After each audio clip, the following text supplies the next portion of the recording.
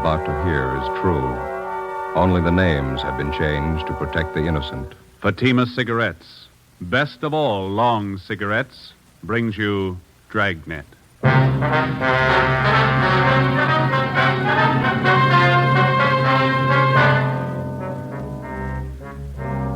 You're a detective sergeant. You're assigned to burglary detail.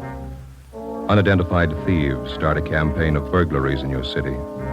Homes are broken into and stripped of their furnishings. There's no lead on the criminals.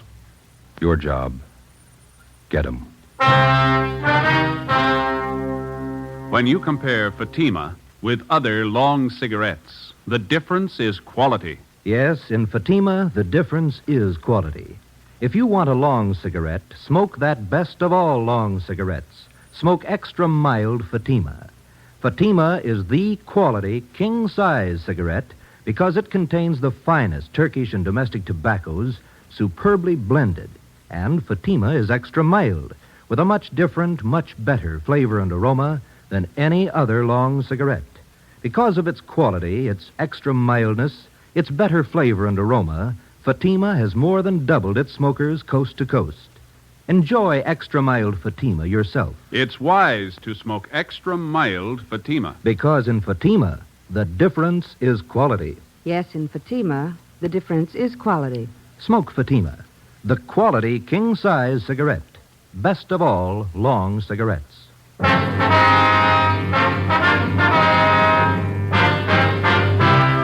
Dragnet, the documented drama of an actual crime. For the next 30 minutes, in cooperation with the Los Angeles Police Department, you will travel step by step on the side of the law through an actual case from official police files. From beginning to end, from crime to punishment, Dragnet is the story of your police force in action. It was Monday, August 3rd. It was warm in Los Angeles. We were working the day watch out of burglary detail. My partner's Ben Romero. The boss is Thad Brown, chief of detectives. My name's Friday. I was on the way back from the business office, and it was 9:25 a.m. when I got to room 45, burglary detail. Did you get all the money together, Joe? Yeah, $1 from each man in the detail. We got to buy the gift. When's Austin going to get married? Next Sunday. We haven't got too much time. You know why we always have to pick out the gifts? Somebody has to do it. You got any ideas what we ought to get him? Talked to my wife over the weekend. She thinks it'd be nice if we get him something to start housekeeping with. Maybe some nice kitchenware, table lamp. Yeah, I don't know if we have enough dough for a good lamp. But maybe they might like a bedspread. You can always use them. Or maybe a nice wool blanket, huh? I don't know. Got to be careful about those personal things. What do you mean? What's personal about a blanket? Well, we don't know much about the girl Austin's going to marry. She might not need any. Excuse me. Could you tell me something? What's that? I said, could you tell me something? Well, what do you want to know, little girl? Is this where you come to report about stolen things? Oh, no, that all depends. Why don't you come on in and tell us all about it, huh? Thank you, I will. Like to sit down, little girl? I'm 12 years old. I'll stand if it's all right. All right. Now, would you like to tell us what's been stolen? Everything. Everything's been stolen. We came back this morning and found it that way. Grandpa's awful mad. Mm-hmm. Maybe we better get the facts to start with. What's your name? Ruth Ann Marie Jeanette. Jeanette. Is that your last name? No, Snyder. Ruth Ann Marie Jeanette Snyder. Did you come down here alone, Ruth? Yes, Grandpa sent me. He's awful mad. Where do you live? With Grandpa. Where's that? Over on College Avenue. Grandpa's leg's bothering him. Arthritis. So he told me to come down and tell you about it. About what, man? Everything. We came back this morning on the train, and when we got home, we found everything was stolen. It's terrible. What do you mean by everything? I walked all the way over here to tell you. I'm thirsty. Is there a drinking fountain in the hall? Oh, we've got a cooler over here. Let me get you a cup, huh? Thank you.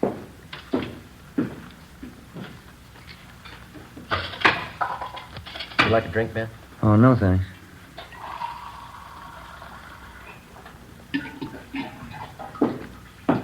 All right, little lady. Here you are. Thank you very much. Now, would you like to tell us what it's all about? Grandpa and I got back to Los Angeles on the train this morning. We've been on a trip back to Indiana. Uh-huh. We took a taxi cab home from the station. When we got there, everything was gone. Everything but the rug in the dining room. Yeah? All the furniture, every single bit. The sofa, the chairs, my desk upstairs, the stove. Everything's been stolen. I want you to find it. Means someone broke in while you were gone and took all your furniture. Is that what you think? We know they did. The lock on the back door, it was broken. They took everything but the dining room rug. That's why Grandpa's home now. He thinks the crooks will be back. He's sitting on the rug because he says if they take that, they'll have to take him, too. We better hurry. Yeah? Grandpa's not very big.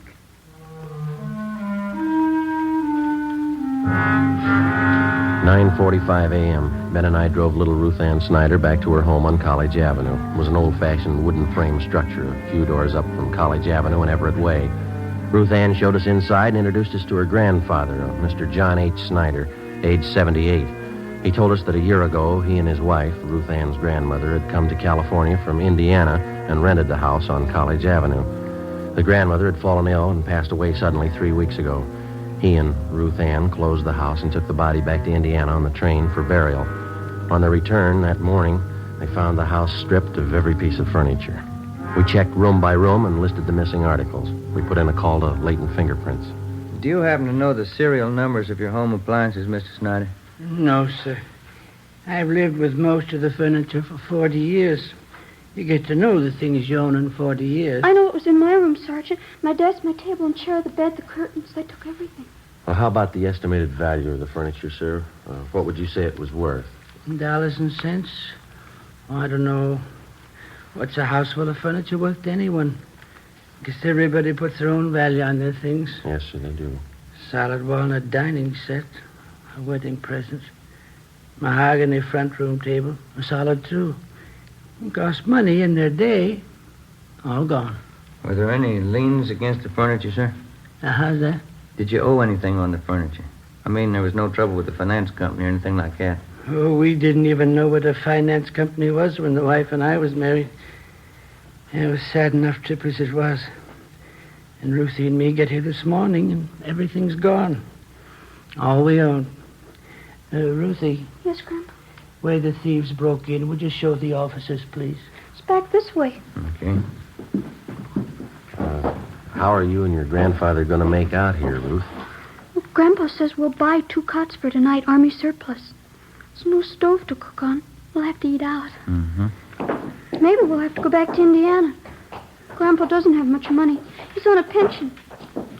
Here's the back door. Let's see what they did to get in. Must have used a hammer and a crowbar. Smashed it clean through. You'll find the crooks, won't you, Sergeant? We're going to try, Ruth. Better have the crime lab check this, huh? Yeah. How about your neighbors, Ruth? You know any of them well? I know who they are. I don't know any of them good. They're not very friendly. We'd like to ask you and your grandfather a few more questions, Ruth. All right. I don't know what I'm going to do when school starts. They stole all my stuff, even my composition tablets. I didn't have to take those. Which grade are you in, Ruthie? I was in A7. I'll be in the B8. Why would they take my school things? I don't know. You see how they got in back there? Yes, sir, we did. By any chance, did any of your neighbors know that you and Ruth here were going away? Why, I didn't mention it, no. Then no one kept an eye on your house while you were gone. No, I didn't think it was necessary. Might have helped. I just remembered, Grandpa. Mrs. Merton. I told her we were going away. Who's that, Ruth? She runs a store down at the corner, the bird store. Yeah. She sells canaries, other kinds of birds, too. Mrs. Merton's her name. Store's right down the corner. You figure she's the only one who knew you'd be gone from the house for some time. Must have been the only one. All right, Mr. Snyder, we'll be back to see you later on. And here's our card. We'll see if we can't do something to help you out here. Let's see here.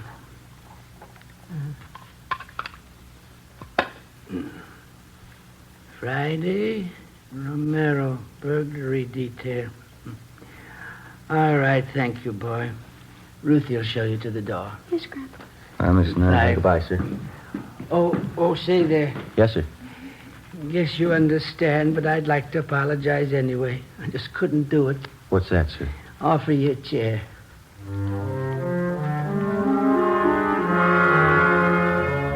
10:30 a.m. Ben and I called the Salvation Army and told them the Snyder situation. And then we went down the street to the store at the corner of Coolidge Avenue and Everett Way. The sign on the window said Mrs. Merton's Birdland, manager Agnes Merton. We tried the door. It was locked. A cardboard clock hanging on the glass door read, "Be back at 1 p.m." So we went back up to College Avenue and we started ringing doorbells. Some of the residents on the block didn't even know the Snyders. Of those that did, only 2 had noticed any activity at the house during the 3 weeks Mr. Snyder and his granddaughter had been away. They told us that they'd seen a moving van parked in front of the house about a week before. They also saw men moving furniture from the house into the van. Neither of the 2 could describe the vehicle or remember its license number. 12:45 p.m. We had a cup of coffee and a hamburger, and then we headed back for Mrs. Merton's bird store.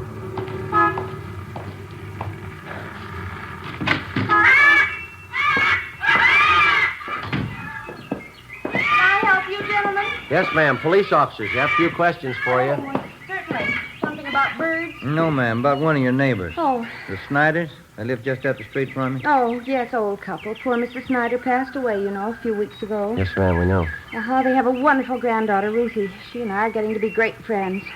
The Snyders having some kind of trouble? We're investigating a burglary at their house. Oh, is that so? Now, you be quiet, Mary. You heard what I told Blackie. Just eat your food and be quiet. I guess you knew the Snyders had been away for the last few weeks. Yes, I did, but they're back. I saw Ruthie pass the window this morning. Have you noticed any activity around the Snyders' house since they've been gone? Well, yes, I did. Well, just what you noticed, Miss Merton? Well, it was 7 or 8 days ago, I think. Some white moving truck stopped in front of their place, and the 2 men started moving up Snyder's furniture. Uh-huh. I thought it was a little strange because Ruthie hadn't told me anything about moving. And in fact, she said definitely she and her grandpa were coming back after poor Mrs. Snyder's funeral in Indiana. Did you investigate it all, ma'am? Oh, excuse me. Who is that? You, Fred? Yes, you ought to be ashamed. You can see I'm busy. Another outburst like that, and all 3 of you, Fred, Blackie, Mary, I'll take care of you. Now, where was I? You saw the moving van in front of the Snyders. Oh, yes. And I went up to the moving men and asked them if the Snyders were going back to Indiana. Well, of course, they didn't know anything about it. Did you inquire at the Snyders' house? Well, no, it so happened I didn't. I was on my way to one of the big aviaries in the valley, and I just didn't have time to stop. How about the moving van? Did you happen to notice the license? I don't remember the numbers. Any identifying marks about the truck you might remember? Maybe a sign on the side? Yes, the side of the truck was painted white, and there was large blue lettering on it, van and storage, it said. I remember that much. Was that all? Well, yes, as I said, I was in a hurry. I had to pick up 3 sick canaries out in the valley. Is there anything else about the incident you can remember? Anything at all? No, I'm afraid not.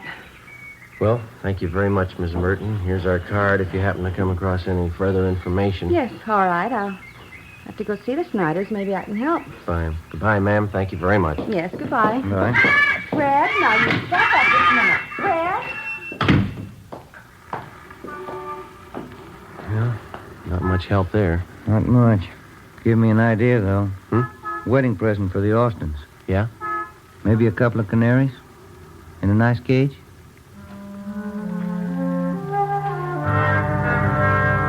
At 5 p.m., we went back to the office. Reports had come in from 2 more victims. That night, Ben and I drove out to interview them. The circumstances of the theft and the M.O. of the criminals matched identically with the Snyder case. Both of the families victimized had gone off on vacations and neglected to notify either the neighbors or the patrolmen in their area. Both had allowed daily newspapers to collect on their doorsteps in their absence and otherwise left signs that their homes were vacant. In both cases, the thieves had forced an entrance through a back door or window, stripped the house of every last piece of furniture, and either hauled it away themselves or hired somebody to do it for them. We started canvassing the 2 areas where the crimes had been reported. Again, the neighbors saw the moving vans, but none were able to definitely identify the vehicles or their license numbers. Captain Fulton called us into his office. You're going to have to try harder. I know they're hard to get, but get them fast. Done about everything we can so far, Skipper. Only one small lead. The thieves seemed to be using a different moving van on each job. We started to check the movers around town, the transfer companies. Leighton Prince come up with anything yet? No luck there. One of the lousiest rackets we've had since I came on this detail. Whole house full of furniture, everything a family owns. Yeah. Well, we'll stay on top of it. The stats office may come up with something. How about an outlet for all that stuff that's been stolen? Thieves can't be sitting on it. Pawn shop and second-hand details have been alerted. They're checking regular outlets, auction houses, second-hand places. Nothing yet. What about some kind of preventive idea? At least slow them down. Good dose of publicity on the whole thing would help. If only people wouldn't keep it a secret when they're going away. Neighbors aren't alerted. That's why a lot of them didn't think much of it when they saw the moving vans parked at those houses. And drawn blinds and the newspapers on the doorsteps didn't help much either. It's an open invitation. Well, I'll see what we can do on the publicity end. We've had one campaign on this already. No, excuse me. Burglary, Captain Fulton. What's the address? Okay, I got it. Thank you. Here you go, another one. 63R just called it in. Family back from vacation. Furniture all gone. Here's the address here. Thank you. Better get on it right away. Let's go. I'll have a little more help for you on this tomorrow. Crowley and Barnes will be free. They can work with you. Okay, Skipper. Check you later. Right.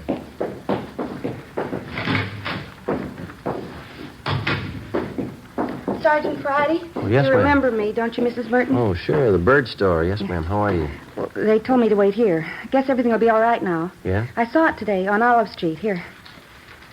The truck that came to Snyder's house. That's the license number.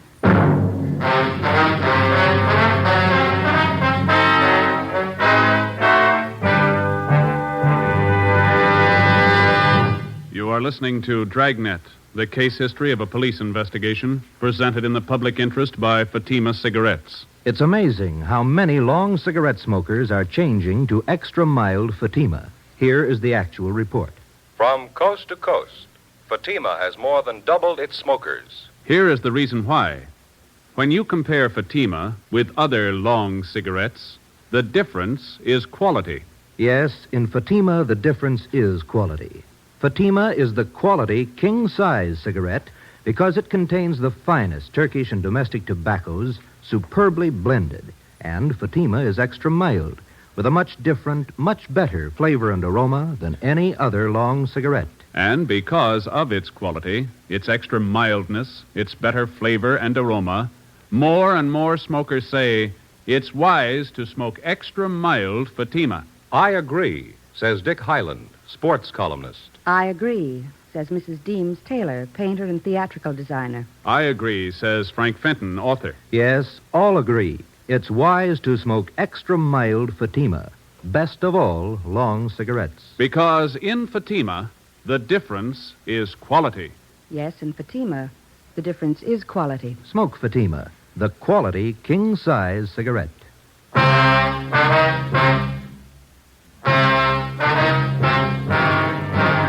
Tuesday, August 11th, 6 p.m.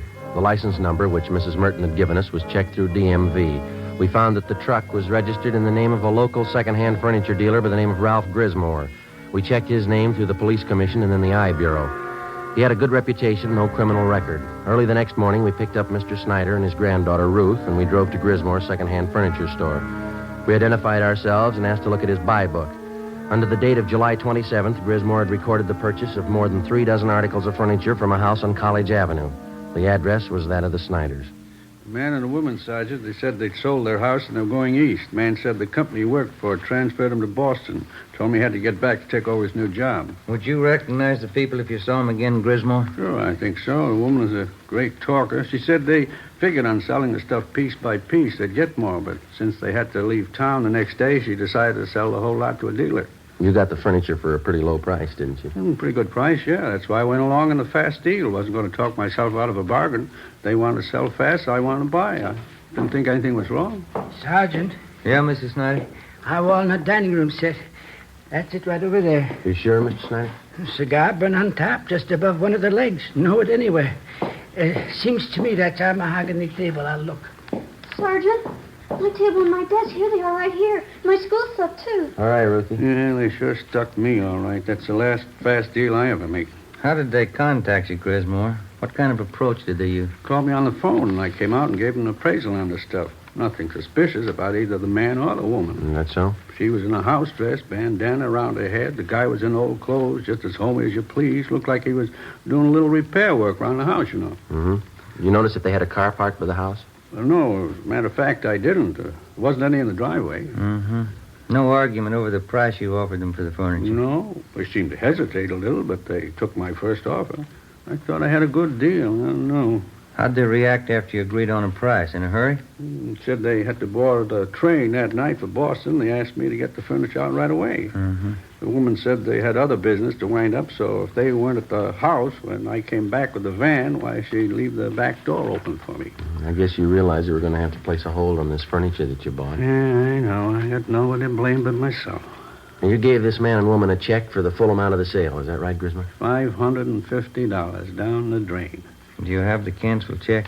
No, not yet. If you like, you can probably get it from the bank. Don't imagine those crooks would waste any time cashing it. Mm-hmm. We'd appreciate it if you'd run down to the bank with us now. Okay, sir.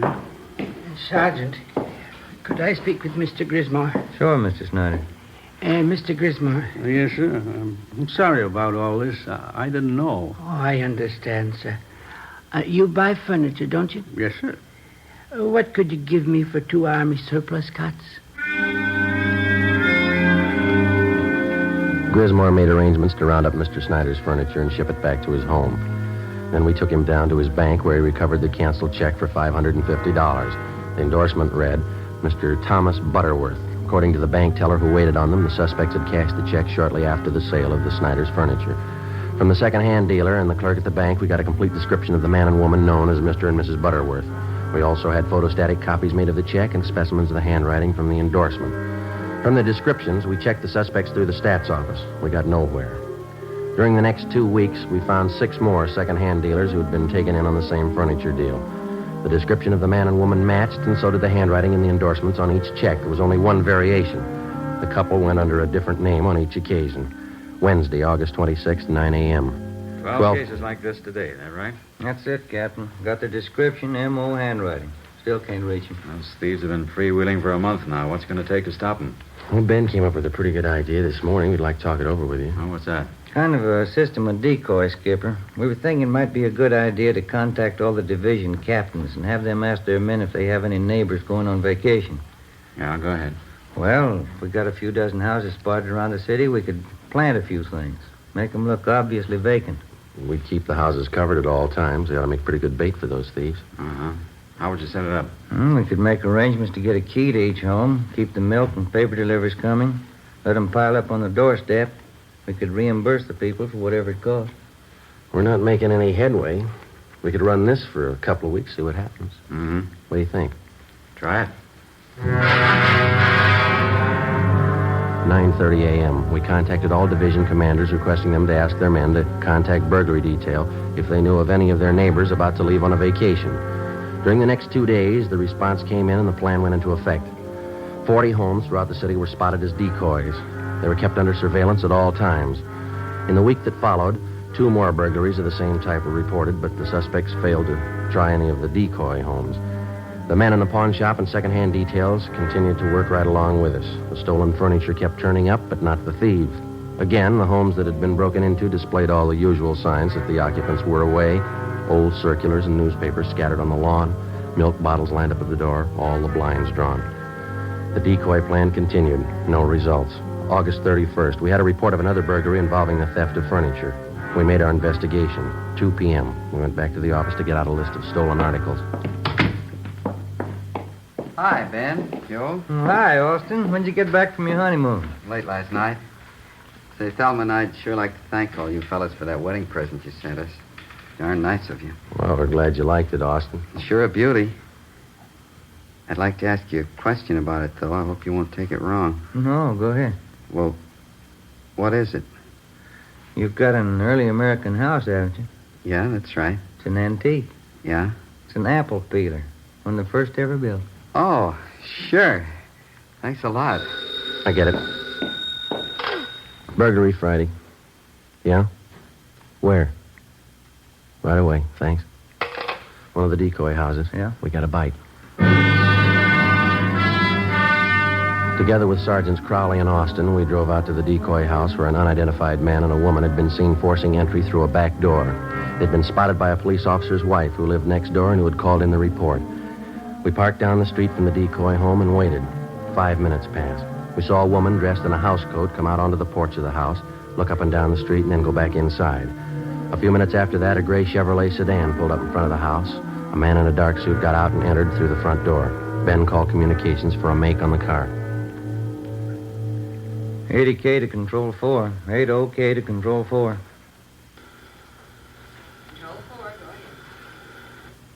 Request DMV on 6 Mary 6778. Repeat, 6M 6778. Information urgent.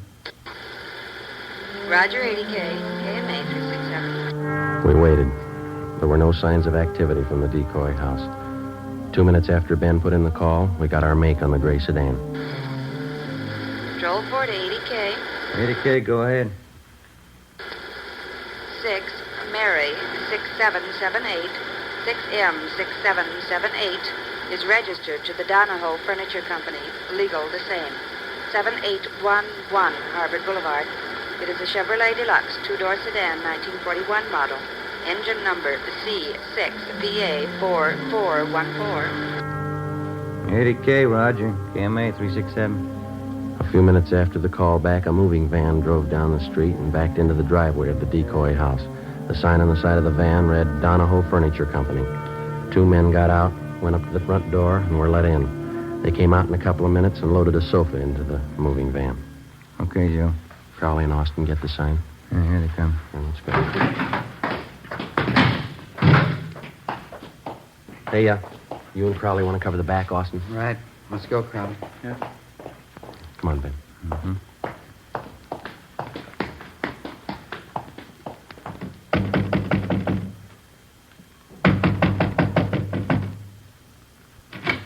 Yes, sir. You want something? Police officers like... Helen, the cops! Run, Helen! Stand still, you. Austin and Crowley got her. All right, hold still, mister. Oh, hold still. Hey, what's this all about, you cops? That's right. You? Max Donahoe. I'm buying this lot of furniture. Something the matter? You're buying from the wrong people. They're not the owners. You better have your men move that stuff back in the house. Okay, if you say so.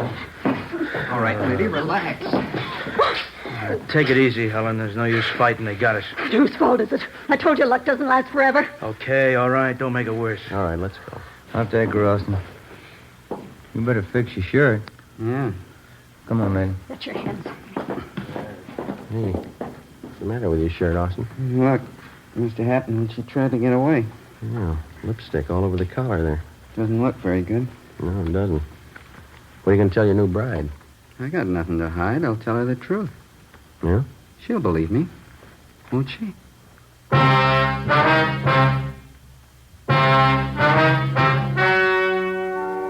The story you've just heard was true. Only the names were changed to protect the innocent. On November 25th, trial was held in Superior Court, Department 87, City and County of Los Angeles, State of California. In a moment, the results of that trial. And now, here is our star, Jack Webb. Thank you. Under our system of law, the jury selected to hear a case is accorded complete freedom. The jury's decision is the final result of the testimony and evidence presented in the course of the trial. And so, with Fatima, they are the final result of carefully selecting and blending only the finest Turkish and domestic tobaccos to make Fatima extra mild. If you're a long cigarette smoker like I am, buy a pack of Fatimas and compare them with other long cigarettes, and you'll see the difference is quality. Yes, in Fatima, the difference is quality. So, smoke Fatima.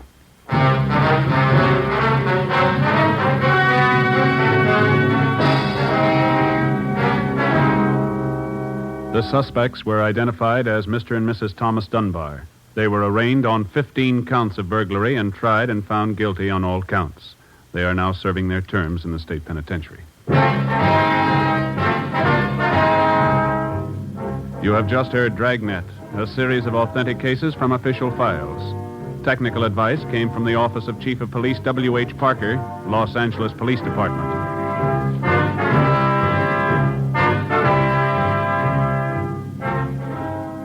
Fatima Cigarettes, the best of all long cigarettes, has brought you Dragnet from Los Angeles.